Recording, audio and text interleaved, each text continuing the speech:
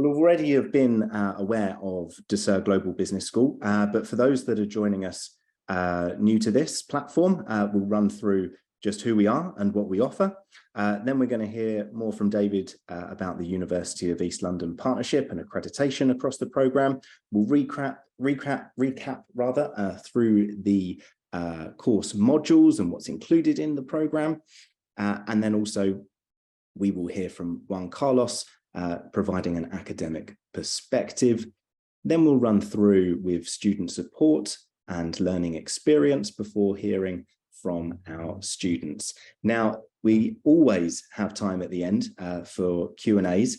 Now, at the bottom of your screen, you should see a little box that has Q&A on there. Any questions that you have throughout our webinar session today, feel free to pop it in there and we can review that as it comes across, and we'll have that session at the end where I'm sure there'll be lots of questions to our panelists. So let's get started with a recap on Ducere Global Business School. We are an online study platform. We partnership with universities all over the world.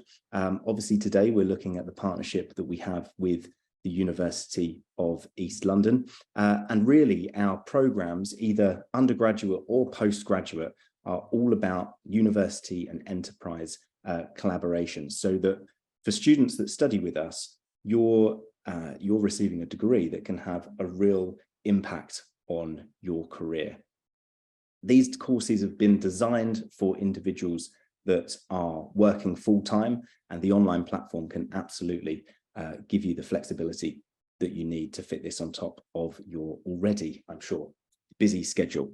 Now, to discuss more about the partnership that we have with the University of East London, who provide the full accreditation for this programme, I'm happy to pass over to David McCrory.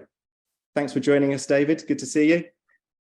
Yeah, you're very welcome, and it's a real pleasure to be here with you again this evening. And welcome to all our participants today.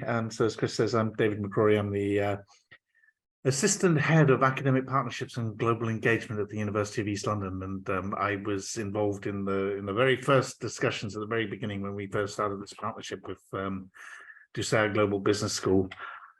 Normally, I've kind of had a few prepared words, and I've kind of gone away from that because I don't think you necessarily want to hear too much from me. But all I will say is that we're a university that is steeped in really in having industry applicability. So our history for the last 125 years, and we are in the 125th year of our existence, has always been about preparing people for the world of work. So we've always been involved in vocational education of one sort or another, whether it's been developing engineers, chemists, teachers, or practitioners in business. That's sort of our bread and butter. And one of the big focuses that we do have is this kind of relationship with industry, so that we are making sure that all the way through in the design of our curriculum and the way that we teach our students and the way that we assess our students and prepare them for the world of work is done in partnership with industry, so that the students have the skills that they need to succeed in the world of work. And one of the reasons for partnering with Ducere is that we believe that Ducere fundamentally share exactly the same vision of what education should be about, in terms of really high levels of industry applicability, real vocational focus, and the course that you would be doing if you're going to enroll on the Ducere program will be very much, I'm sure, tailor-made and based around the actual experience that you have in your day jobs, so that what you're doing is capturing the actual learning that you do and the experience that you have while you're on your course. And at the same time, what you'll be doing is learning new ways to apply business theory and principles and concepts to your actual role. So I think it's highly applied and it's highly applicable.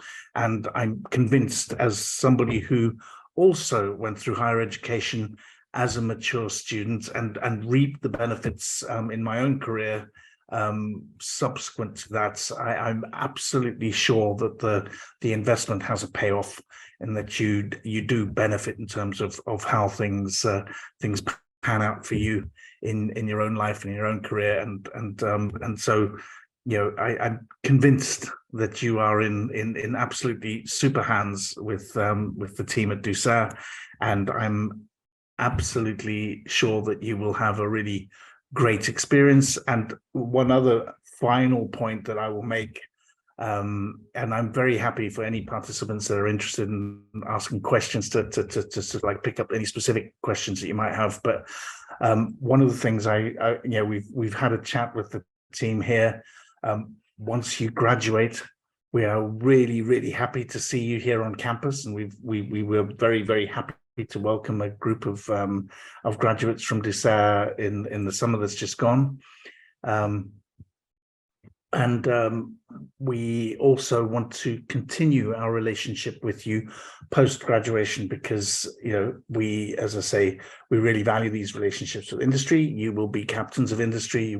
You probably already are relatively senior colleagues in your own institute, in your own businesses, in your own entities.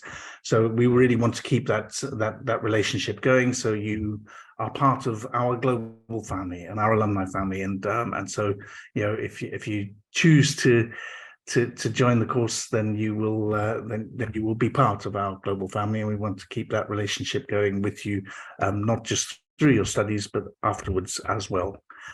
That's it from me, Chris. I don't know if you want anything else in particular that you want me to touch on, but I think that's enough from me.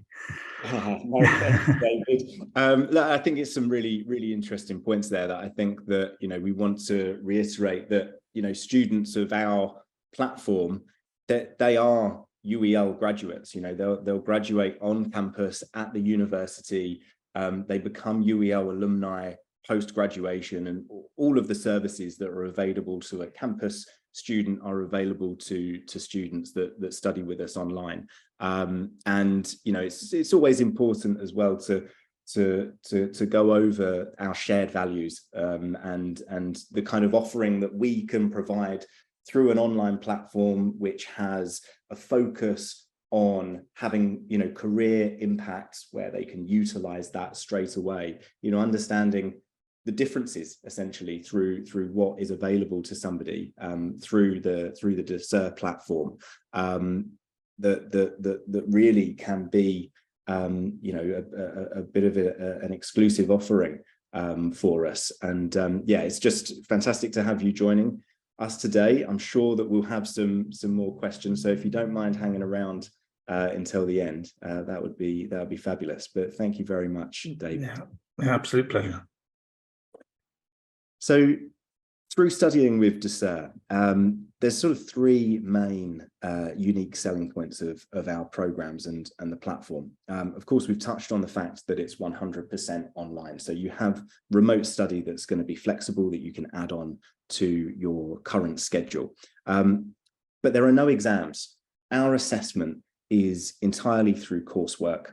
So you'll have assignments for each of the modules that you study. And those assessments, a really important factor is that it's all built around applied learning. So you're going to write from your perspective. You're going to be able to utilize this information straight away and start seeing that impact in your daily lives at work. You know, we often hear back from students that the projects that they've worked on as part of their assessment for this program is exactly what their company needed to be delivered at that point in time.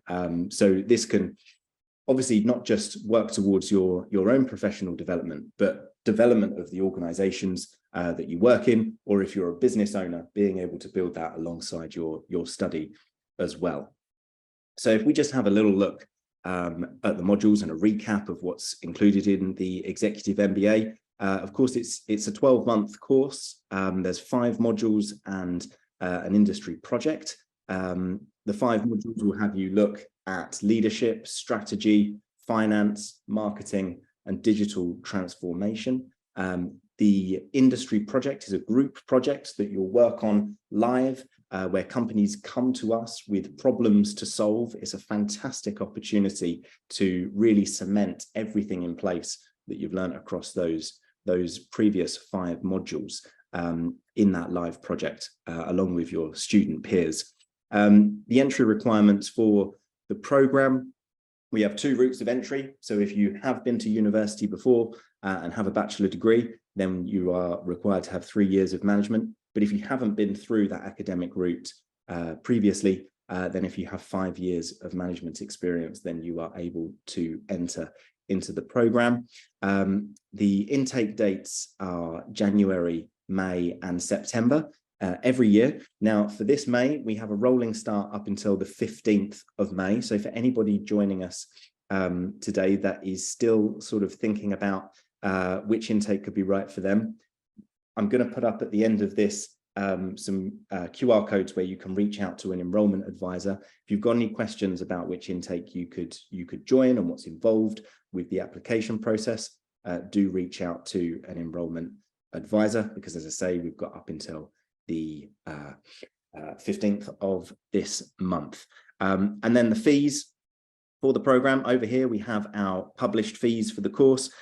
Do speak to your enrollment advisor about some of the scholarship opportunities that are available that can reduce the fees down to £11,800 on this particular program. So I'm going to, at this point, just show you some of the companies that we have worked with, both through the partnerships for the group project, but also the alumni of our students as well, you know, from the likes of Apple and Disney and Amazon and LinkedIn and Ford and the BBC. So some very prestigious brands that we're working with, and we have our students work with also. So this is a fantastic global networking opportunity.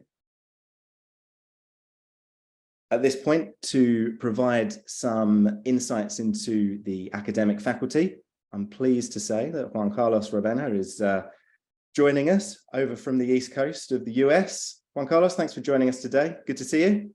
No problem. Thanks for having me as always. I'll pass it over to you. Thank you, Chris. And you know, the great thing about having Chris on a webinar is there's so very little for me to say, because he does such a great job of introducing everything that we do here at Ducere. But what I really want to stress from an academic perspective is how much you get to walk on an academic journey and simultaneously a professional journey with faculty who has been there before. And I'll give you an example from just this week. We were doing a meet and greet with our students who were getting ready to start their term, and there were a lot of questions. The specific class was technology leadership. And a lot of the questions, as you may imagine, about assignments and material are about specifics, right? How do you apply these concepts to the matters at hand? And what's great about our academics, myself included, is that these answers all come from personal experience. So it's not just a matter of, well, you know, we did this research and we did this study and therefore this is what happened, which is useful, don't get me wrong. But it's a bit more meaningful when you can say, well, I applied this in practice, and let me tell you what works and what doesn't. And let me tell you what industries this particular tactic might be better at, and maybe these other industries, we might want to think about things a different way. This is kind of the key selling point here, if you think about it. When I was going through my business education, I had a lot of great professors, but a lot of those great professors maybe hadn't been in the field in a minute or two. And while their information was fantastic and the theory is really the bedrock, there's nothing like a substitute for being able to do it in the moment. Being able to say, well, I can walk you through the clients that I'm dealing with right now. And that is a kind of unique experience that we get to bring to the table here that really helps the students and fosters a conversation that we can talk about all those brands that you saw on the screen earlier, compare them to each other. On top of that, I really want to discuss the global emphasis that we have for our student base. One of the things that I'm most proud of is being able to have conversations with students who are studying the same subject, but coming at it from perspectives of a global nature, because they are located all over the world. In this meet and greet that I talked about earlier this week, we had students from Mauritius. We had students from Montreal, Canada. I myself located in Miami, Florida. We're talking about a truly global experience. And even though you're studying the same exact concepts across the globe, you get to see how different folks experience those same things differently based on their perspectives. And that's something that could only lead to the betterment of your academic journey. As Chris mentioned, we focus our trip through classes on professional, practical work, on the kinds of reports that with maybe a tweak here and there, you could submit to a potential investor or to a supervisor or to a client in the case of a consultancy. This is the kind of work where you demonstrate why something would work because you need to actually get it to work instead of, bubbling in some multiple choice answers and knowing the right terminology. It's really what we're going for here. How do you combine the theory with the practice and make it something that gives you a rewarding degree and hopefully with learning that you can apply not just in the future, but immediately. And I know that some of our students, including some of the ones that are here are ready to speak, are doing their degree while they're working. And so these are reports that they can work on with projects they've already done or they're currently trying to crack that nut. Those are my favorite because you can have essentially a consulting session with your academic about a problem you're actually trying to solve in the workplace and get some expertise to help you out. And then at the end of it, it also comes with a degree. So, win-win. Yeah, that's about it. I don't want to ramble too much here, but the stress is really the practical. That's what we're trying to bring to the equation. We're trying to make sure that all of your academics are helping foster your academic journey and that the courses are allowing you to not just learn about all the important concepts in the executive space, but also most importantly, making sure you can apply them. Because if you can't apply them, then, it was just a fun reading exercise. But after that, there's really not much, right? So thank you very much for your time. I look forward to seeing each and every one of you in classrooms to come. And I pass it back over to Chris. Thanks, Juan Carlos. Always great to hear from you. Thanks again for joining us. If you can hang around for some questions as well at the end, that'll be fantastic. Of course. So now we're going to have an opportunity to hear from the head of learning experience, Tara Stokes, who her department will be there to take you through from enrollment all the way through to graduation. Over to you, Tara. Thank you, Chris. Yes, as Juan Carlos has already said, that Chris usually takes control of everything. So thank you very much for that, Chris. If I can get the next slide, that would be wonderful. Thanking you.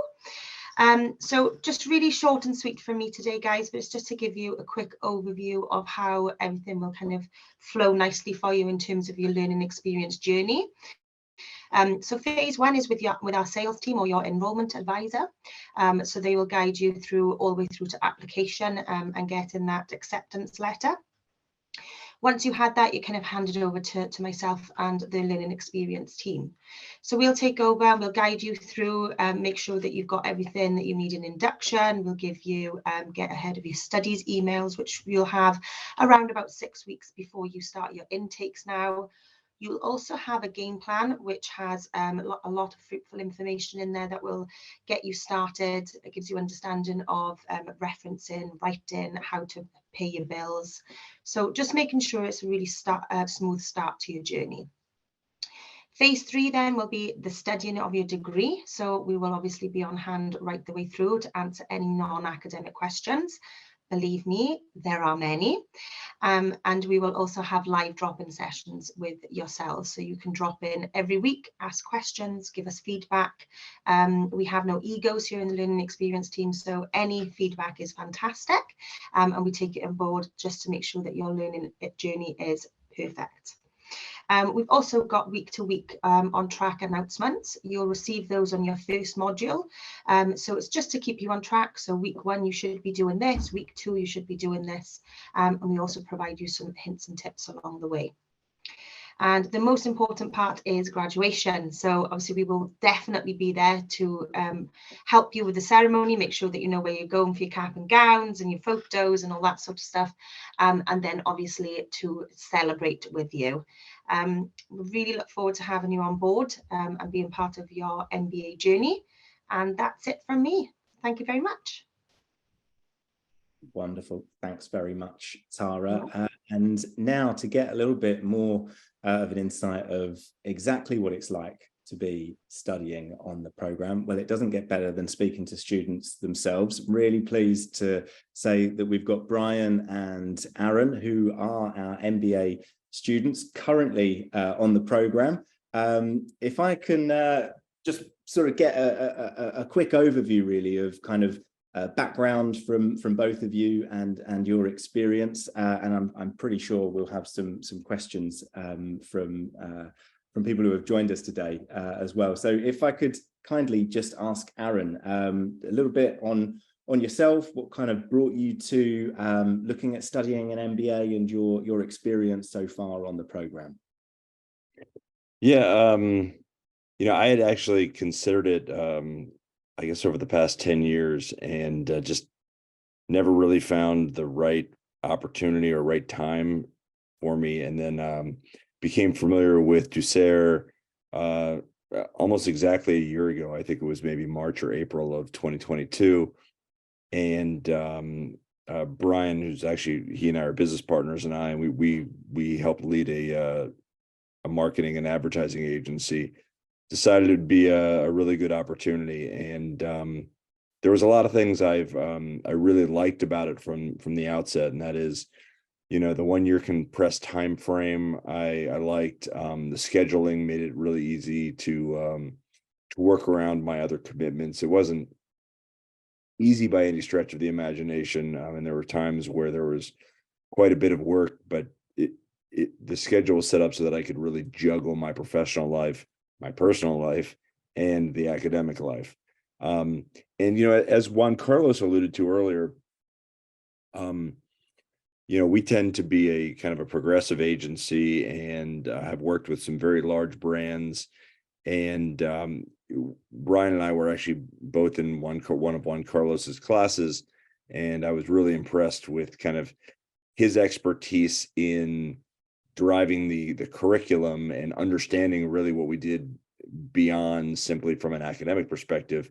He kind of understood it from a working professional's perspective, which I thought was a real difference maker for me. And there was a handful. Real quick, Aaron, I don't mean to jump in there really quick, but Juan Carlos already gave us our grades, so you don't have to, really butter him up as much as That's true. That is true. Yeah, we're done here. I mean, just to be completely honed. Let me just tell you how much we loved Juan Carlos. It's fantastic. When's that grade coming in? How are we doing? Yeah. But I have great things to say about it. The program, I made some great friends, and particularly, once we got into our team project, and that was a really great experience. You become very close with the group of folks that you're paired with. And so it's been a really good experience for me. Brian, yeah. I would. So the original prompt was, how did we get into this and whatnot? And, we all have our personal, like, why haven't we done it by now? And what's, and I've got some funny stories of, when I was done with undergraduate, I wanted to go get my MBA then. And my father was like, no, go to work and your company will pay for that. And it took me about 29 years since then, formed my own company and then paid for it myself. So no company prior would pay for it for me. But I think that's more akin to the advertising life than really any others. But Aaron and I aren't just taking it personally for us, but one of the things that we're doing is one of the fantastic things that Ducere does is they partner up with companies, and then you can provide it as a benefit for your employees. So we not only were we lucky enough to go through the MBA program ourselves and test it out and see. And then obviously we're going to, if the exam board agrees next month to graduate us, we'll receive our degrees, but we'll also be looking at this as something to send some of our additional leadership employees through and things like that. So other than that, I would echo some of the things that have been said before, which is one of the great things that was about Ducere versus, hey, our company, obviously Aaron and I own the company, we could go anywhere. The great thing about this was the non-US centric viewpoint that we got. So I know Juan Carlos was in Miami, and we keep talking about him, but I mean, obviously we had professors in Australia, we had professors in London, we had professors all over the place, but not just where the professor was located at, but the material that we were given, the readings that we were going through. They were just all, I keep using the word different, but they were a different perspective. So you run a business in the United States for 20 years and you think you know what it's like, and then you go and you say, oh, here's what other people are doing. And so it was valuable beyond just the credentials of MBA. It was the perspective that you get, the people that you worked with, I'm trying to think of any other learnings. I guess one would be Tara is your lifeblood. You get to know her very well. And invest in some wrist guards, because you will definitely get carpal tunnel from all the writing that you do. That's I was not prepared for that. And I guess the last one is you would think from undergraduate to 20, 30 years later, going back to class, you would learn things like don't procrastinate, but I'm still a procrastinator. That apparently never goes away. So learn that as well. Thanks very much, guys. I think it's really important to understand. You talk about all of the writing that comes with it, and that juggling of study on top then of your existing work schedule. But as business owners, you could be some of the busiest individuals out there as students. And how have you found that, with the way that the course is laid out in a flexible style to approach it? Has that been essentially the key for you to be able to fit this in? It's a 12-month program, whereas many people who are working choose part-time options, which may take maybe like 5 or 6 years to complete. Have you found that kind of flexibility and the way that it's delivered has been kind of a key aspect for you? I can start. It's sort of a combination of both. I mean, yes, there is a flexibility. There are really no, they say there's no tests, but there's really no classes. I mean, you can visit with your professor at any given time. So when I say there's no classes, it's like there's no connection with the professor, but everything is laid out in Canvas. You can do 5 chapters in a weekend if you had the time. You can do 1 chapter. So there is a flexibility that allows you to get it done on your terms. But that said, just because it's for us it's less expensive than a UEL, that's one of the great things about Ducere as well, right? Like you can get it for less, but just because it's less money and because it's compressed into a year time frame doesn't mean it's easy. It's hard, I mean, not crushing hard. I mean, if a couple dumb marketers like Aaron and I can pass, I mean, I think that that shows that it's not, impossible, but it's hard. It takes sacrifice. There were, for instance, I have 4 children. Like you said, we have a company. There's a lot going on. And there were some weekends where you just, you're like, hey, kids, we're not going to do anything this weekend because dad has to write. And that's what you do. But at the same time, anything that's worth going for is going to be hard, right? So this is a meaningful degree. It's meaningful content, and therefore be prepared to do. It's like I said, I kid about the carpal, but I mean it is a lot of writing. It is a lot of reading. It is a lot of writing that takes time. And I will also say half as a joke, but half for real. You can't get away with using ChatGPT here. It doesn't know what we're learning here. You got to write your papers yourself.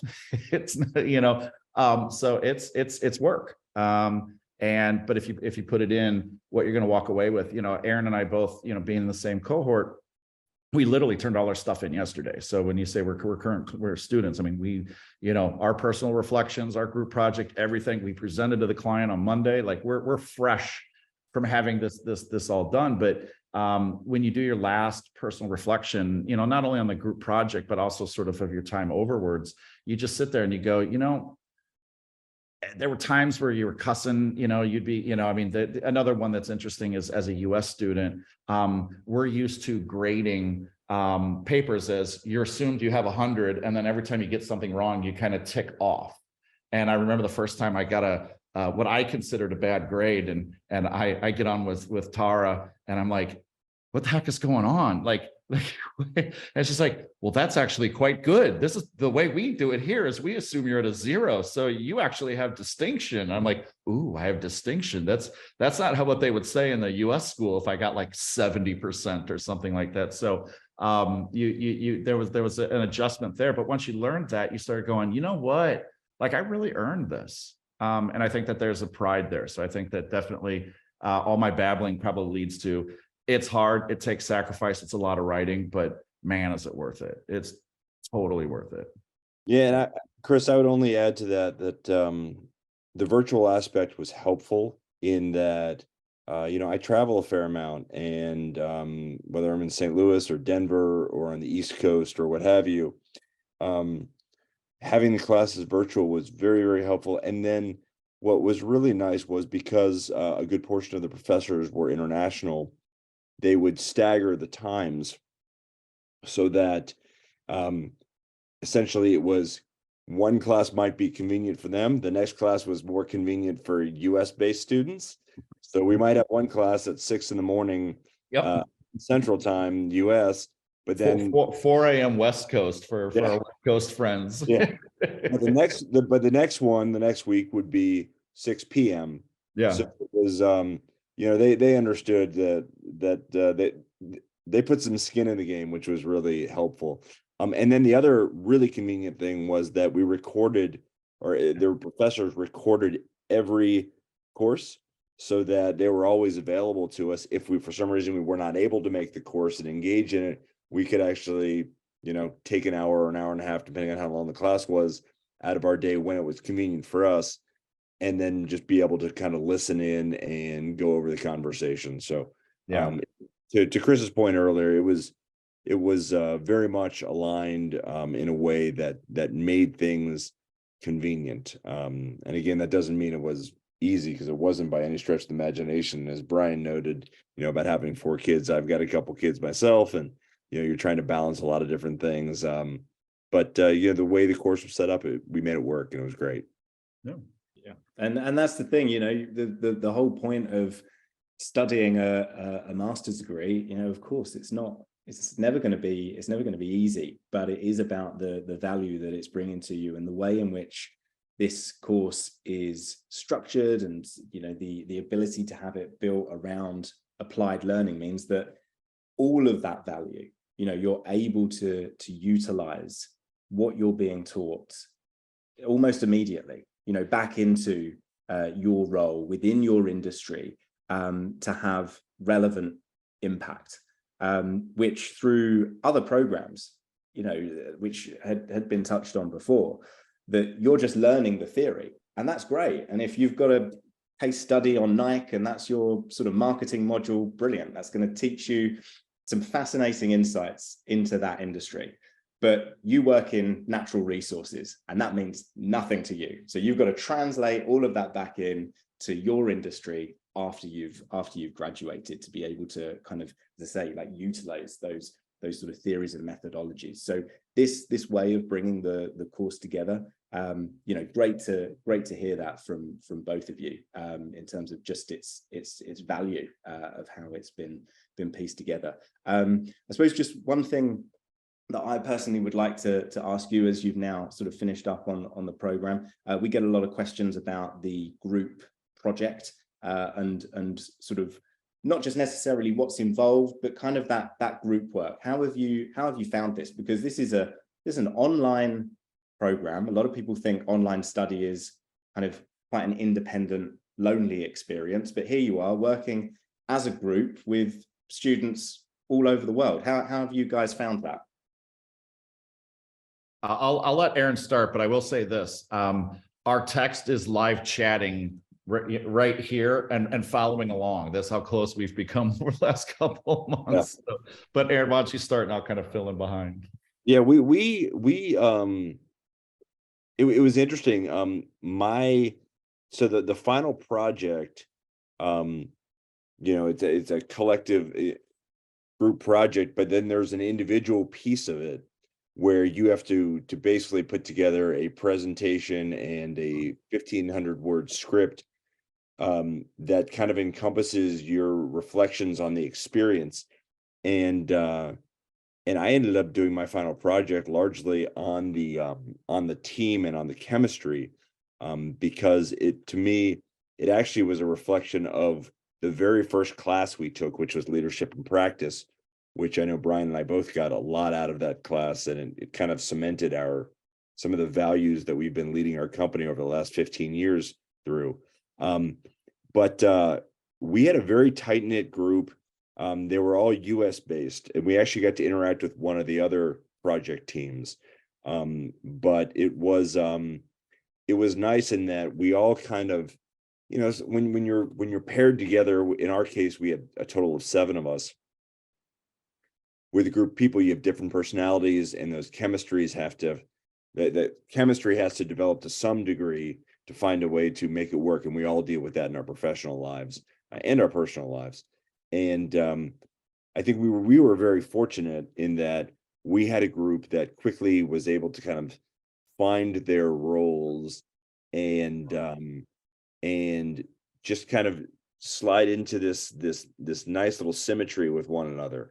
And it was fascinating. I found it fascinating to actually watch how that worked throughout the 3 or 4 months that we were doing the group project, because it doesn't always work really well, and that's just a human nature. But it was everyone was very accommodating. We all kind of had a shared goal of just trying to achieve and do a good job of what we were tasked with, and in partnering with the outside organization that we were partnered with. So really good experience. And as Brian said, yeah, our phones are kind of blowing up right now because one of our other colleagues is on this call, and she's kind of live chatting our performance, which apparently I've been doing pretty terribly. So thanks, Beverly. I would the one thing I would add to that is, and not only the group project, but Ducere as a whole. One of the things that I've grappled with we're in a creative field, and in a creative field tends to be younger, and as we get older. But one of the interesting things is Steve Jobs at a commencement speech had talked about how there really isn't anything new in and of itself. That true creativity and true originality is really just connecting dots. And those dots are experiences or diversity of experience and things like that. And it's the people that can connect the dots better are the more truly creative and original thinkers in today's space. And so I've always enjoyed that, because it made me go, hey, as a older, more experienced executive within the advertising world, marketing world, I have a lot more dots. I have a lot more experiences. And that just, I don't know if I could say doubled, but it exponentially went up, having gone through this program. Not only the diversity of thought of an international MBA, the diversity of thought of the different, professors that we came across with, but again, back to this final leadership team. When we work on projects, the final project was, I don't want to use the word easy, but let's just say comfortable, because it was talking to a client, gathering information from the client, grabbing data, synthesizing data, and presenting the story back to them. It's something that we do all the time. We're a consulting firm in aspects. So the comfort level was there, but again, in talking with them and listening to the client and what their thoughts were over in London and what all of our teammates thought, it just continued to add to that diversity of experience and quote unquote more dots to connect. And I think that beyond the letters of the certificate, it's the experiences and the additional dots that we can draw from that I think are the valuable thing in the end. Excellent. Thank you so much, guys. I'm going to take the opportunity here to open up the floor for our Q&A session. If you look at your screen here, you can see we've got some QR codes. If you scan that, that'll take you through to a link to book an appointment with the enrollment advisor team.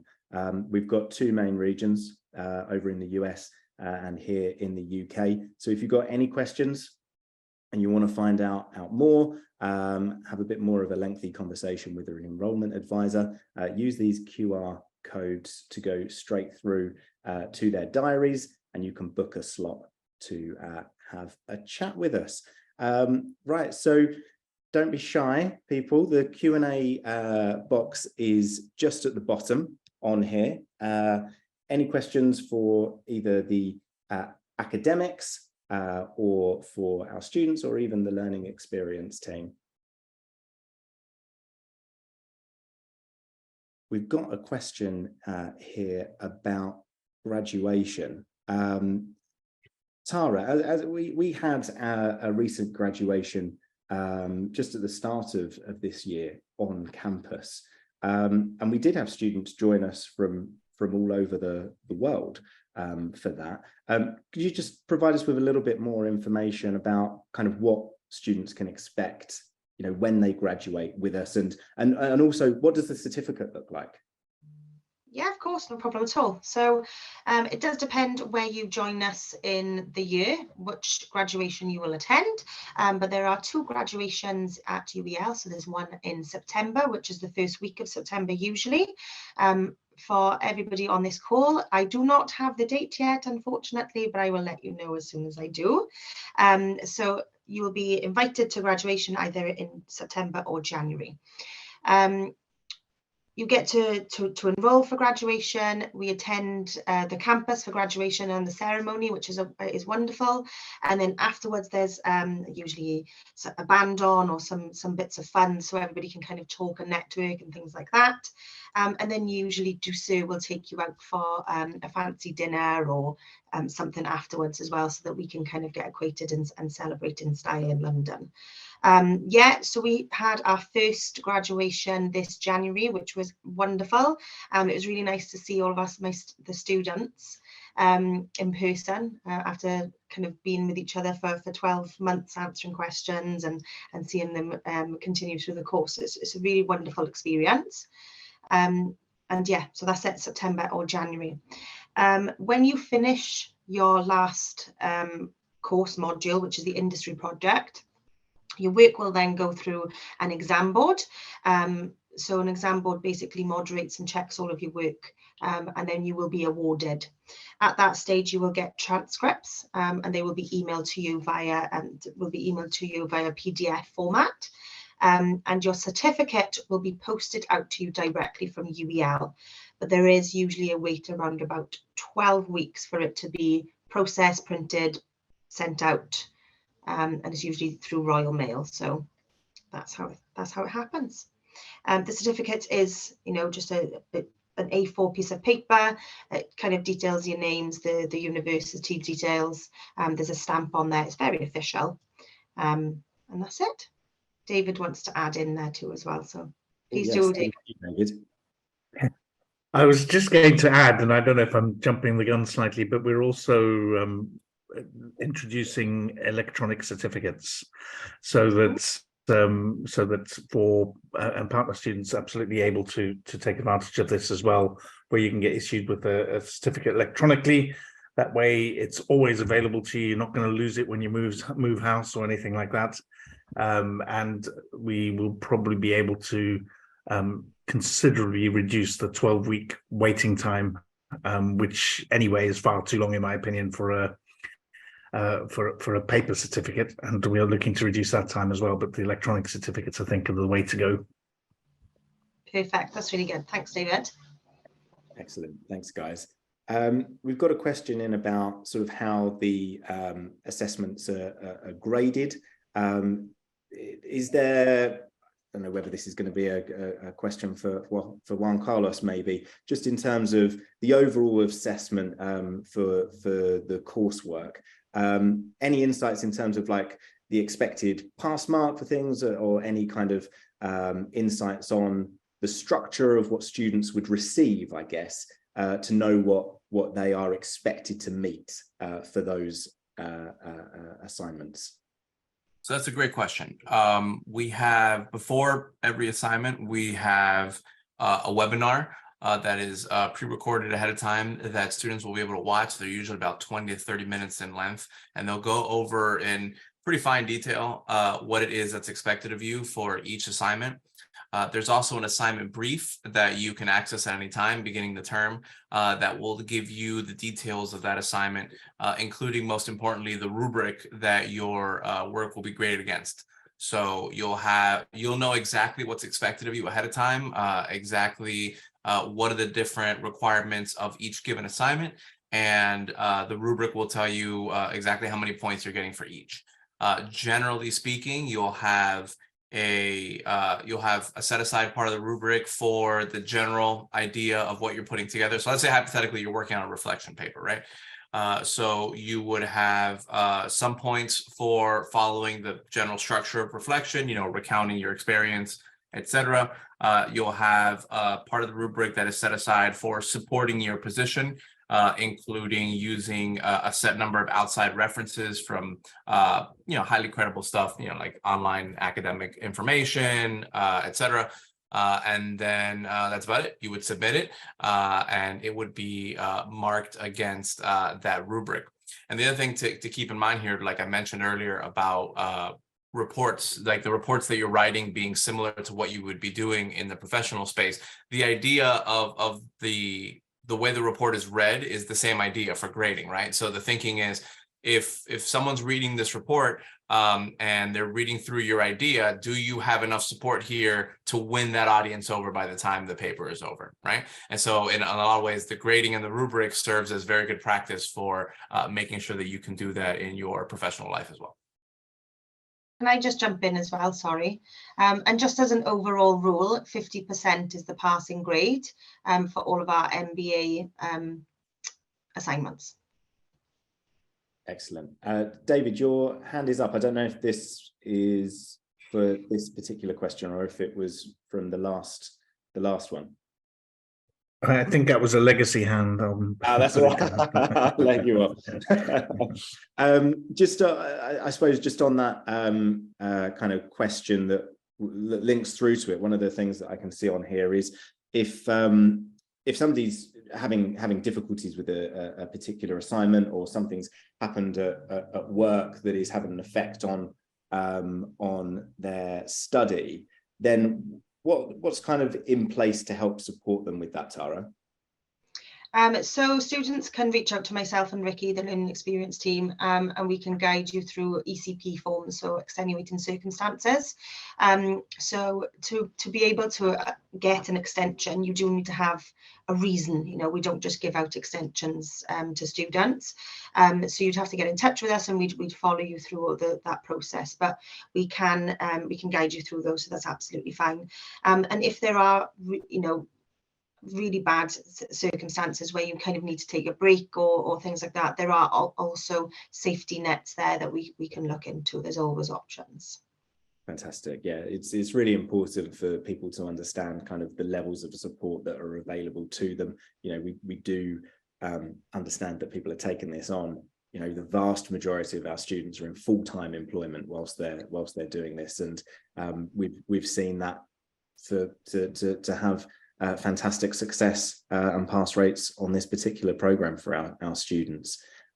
We've got a question here from somebody asking about the relevance of the course for a newly formed digital transformation service around energy and government. Now, we're going to be able to have that student tailor essentially the assignments to that specific industry. But we have a digital transformation model as well. So, I mean, any sort of further sort of insights from anybody in the panel? I think I'll jump in here for a sec, Chris. You already mentioned that how the assignments can be tailored specifically to the industry and the firm that you're working for, or that hopefully that you have equity stake in, like Brian and Aaron. So I really want to stress that, right? In fact, I kind of go out of my way a lot in the webinars to say, like, if you have a firm that you want to tie this to, work on that firm so that you can get the double benefit of not just learning the concepts, but applying it to your real work. So that's the first part. The second part is that you are, like you already mentioned, there's a lot of digital information included in our modules at the moment, right? There are classes that are specifically geared to things like that. I mean, I mentioned previously the meet and greet that I was referencing during the webinar was for a class called Technology Leadership, right? And so, we do have partnerships with different universities, so there are slightly different classes, but you can definitely expect, especially in 2023, to have the digital space play a very real role in your academic career. And I would expect that the vast majority of the assignments would be directly applicable to what you're talking about, regardless of the industry. And the other good thing about the classes is that you can always talk this through with your academic ahead of time, right? You can have a conversation, say, how does this apply to my space? How does my industry tie this in? And, the great thing about business too is that at the end of the day, it's pretty simple, right? Like we name our things simply. You see a term, you know what it means. Like it's not a very complicated thing from a theoretical perspective. It's all in the application. And so I feel that regardless of the industry, you should have no problem applying it to both the material that you're learning in the course and in the reports that you're producing as part of those courses. Yeah, and if somebody, let's say they're in between sort of jobs, and this is something that they want to fit in to obviously then, make that next step within their career, how would you advise them to tackle these sort of applied learning assessments? Should they base that on what they've done before, or should they look at maybe where they're looking to go next? So a student in that scenario, we've had a few in those scenarios, find themselves actually in a kind of interesting place, right, where they can do a little bit of both. Sometimes if you focus on only your industry, you get, a little bit insular, right? Every industry has its own little quirks and things. So if you're looking to make a change, you do have the benefit that you can look both in the past and towards the future. Now, there's that old saying, you dress for the job you want, not the one you have. I guess you can consider it the same way for your work, right? You write for the job you want, not the one that you have. Unless you really like the job you currently have, then write to that one too. But a student that is in between or looking for a career change should have no problem. And if anything, the position that they find themselves in is a little bit of a strength, because it gives them the opportunity to see the whole field and potentially dabble in different industries if they want to do that. You don't have to, we've talked a lot here about how assignments can be based on your current company, et cetera. You don't have to do that, right? You can choose, let's say, a major Fortune 500 company. Plenty of students do that as well. And so if you're in the position where you're potentially looking for a change, you don't really know what you want to do, then you could maybe for one class, maybe study a company like Airbnb. Then in the next class, you maybe study a company like Amazon. And then you could do a little bit of a buffet of different industries for yourself as you progress through your program. And then maybe you hit on something you like. You wouldn't be the first student to do that, and you certainly wouldn't be the last. Excellent. And Brian, you've got your hand up. Yeah, I just had raised it to kind of go back to the relevancy thing, which is, in any business, right? There's what you do to make the money, but then there's the business of running a business. And the business of running a business is very, very similar no matter what it does to make money. So whether that be strategy, whether that be operations, whether it be managerial, finance, marketing, how you acquire customers and things like that. And so I was just going to add into the relevancy question of, I don't think you have to worry about what industry you are. You've heard plenty of times, especially through some of these answers here, that you can obviously tailor your assignments to it. But I'll rib my business partner here a little bit. But it was funny, like when we came out of managerial finance, like Aaron runs a business. He does, like, he's not going for an accounting job somewhere in another company. But yet when we took managerial finance, he was able to kind of go, oh, now I know what you do all day long. Like he got an understanding of different aspects of his own business. So there's a relevancy of there, because if you understand how the company makes money, if you understand what the strategy, if you understand the business of running a business, you're going to be valuable no matter where you go, no matter what industry you're at. And that's kind of what the foundation that the MBA class kind of lays out for you. Excellent. And that's actually a really good point to leave on. We haven't got any more questions in here to answer today. Please, if there anybody that's joining us, here on the screen are the QR codes to book in sessions with the enrollment advisors across both the US and the UK regions. If you haven't yet got your application in but would like to do so, as we said, we've got a rolling start on the May intake up until the 15th of May. But I'd like to take this opportunity to thank everybody for coming this afternoon. All of our panelists, thanks for joining us, everyone. And we hope to see all of you on the Executive MBA soon. Thanks for joining. Thank you. Thank you. Bye. Thanks, Chris.